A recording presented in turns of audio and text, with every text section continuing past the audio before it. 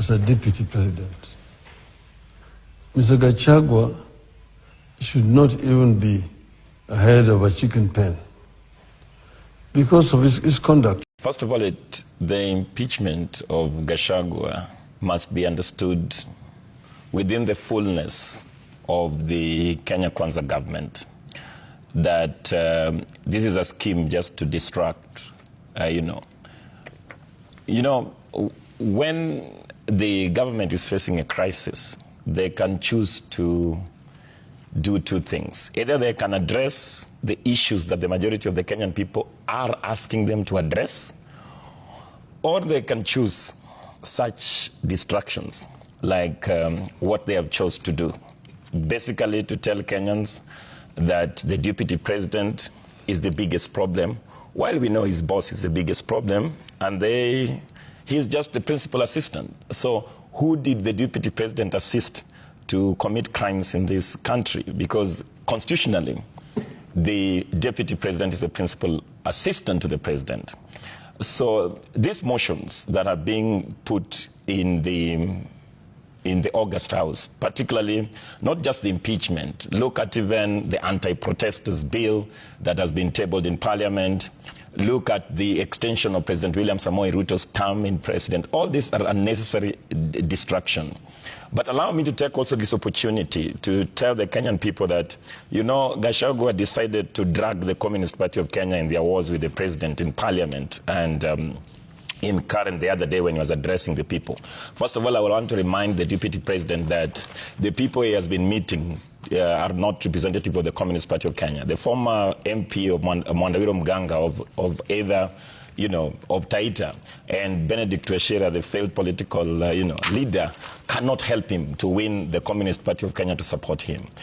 And thirdly is the crisis in this country is not the crisis that they want to actually bring out in the leadership. Because the crisis that we see between Gachagua and Ruto are individual differences.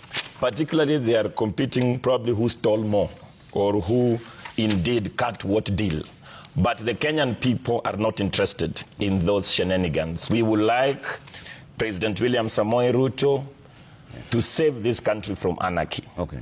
And to save this country from anarchy, it means that the President William Samoei Ruto is the biggest threat to, sustainable peace. Okay.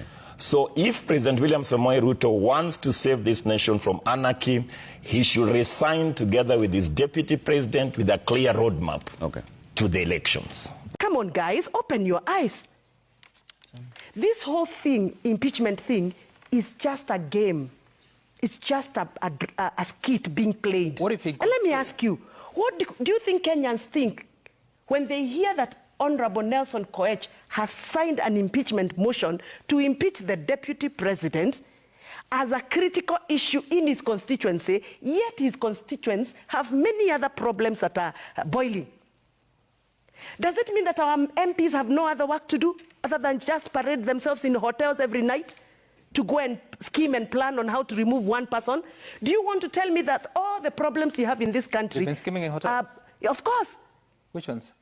Every other community represented in Parliament. Yeah. The Wakambas, the Kalenjins, the Kikuyus, the Luos, all of them, they've been going into hotels in cocoons of 10, 20 people. How did you not? Because I am in the circles, I know. I even have a list of who has signed and who has not signed. And by the way, I think Honorable Nelson Koech, you need to tell these people clearly which number you are in that signature paper, because you said you are number 215. 214. No, the list I have, which has been signed by... That's the wrong list because you don't have it. Oh, okay. No wonder. The list that I have, and I can share with you, it has 209, from 209 to 219, the list that there was released. And between 209 and 219, Honorable Nelson Koech, you are not here. He's not there. By the number 215 is Honorable Sunkuya George. No, you Narok North. You don't have to read. And it has a... You don't have to read members because it's not been tabled. It is. Well, he said he's number 215. The list that we have, he is nowhere there. You know what they were doing? They took the last page of signature. the last page of signature because they wanted to sell the narrative that everybody is signing. Exactly. That is why he's talking about stampede. There is a stampede. There is a stampede and we are all members here. Okay. We are 3 members here and we did not sign. I haven't finished my submission because I think you had your time. Sorry. There cannot be a stampede of signatures and we are 3 members of parliament here from different areas and different parties and we have not signed. I know so many other members who have not signed. But whether they have signed or not, that's not the main issue. The main issue is Gachagua Rigathi Joyfrey the biggest problem of Kenyan voters right now? Are we as members of parliament entrusted by people of Kenya to represent them and advocate for their needs, rightly doing it by giving impeachment of Gachagua a priority for over 2 weeks? That everywhere we go, any rally we do, we cannot speak about coffee, we don't speak about tea. Right now I'm seeing in the papers here, farmers in Kirinyaga, are protesting over poor bonus payment. Yet leaders in Kirinyaga, instead of talking about these poor bonuses, they are every night in hotels, planning, scheming. Honorable Mushomba. We do not have a broad-based government. And we must continue to remind the Kenyan people that when President William Samoei Ruto talks about broad-based government, he's talking about his billionaire friends who will help him to draw an architect to win the next election whenever it comes. So we don't respect that the coastal land equation have not been sorted out, and people think that when Joe comes to government, it's a broad-based government. It's 1 billionaire from the coast region. When Badi comes to run the treasury, it's not the Luos. The Luos is not a monolithic whole. We have the poor majority Luos that will never benefit from this corrupt government. Then we have the Luo elite, which are mainly the billionaires that have been appointed by this regime to support corruption. So the question of a broad-based government does not apply within the UDA environment. Now, the second one is on the impeachment. And I wanted to pick just 2 issues on the impeachment so that we align. The first thing is Deputy Gachagua has been accused of corruption. But we know that the Kenya Kwanza regime itself is a product of corruption. Remember, President William Samoei Ruto has been palling around corrupt people that have been convicted. Did you not see Walukwe taking selfies with the president in State House? Is that not corruption? The people who have been accused of shooting innocent people in point blank. We have MPs who have killed people during elections, are palling around government. The people in Mombasa, did we not see a lady in Mombasa, the supporter of William Samoei Ruto, his bodyguards and herself killing people? Now, when we talk about issues to do with corruptions, did we not see during the campaign time religious leaders and important politicians palling around the DP pavilion and coming out with envelopes? What was that? Was it not corruption? So Kenya Kwanza government is a product of corruption. And yesterday I had an important interaction at Mukuru kwa Njenga at Kware. And I like the connotation that the young people there were saying that the Kenya Kwanza government has, it's a bus with several components.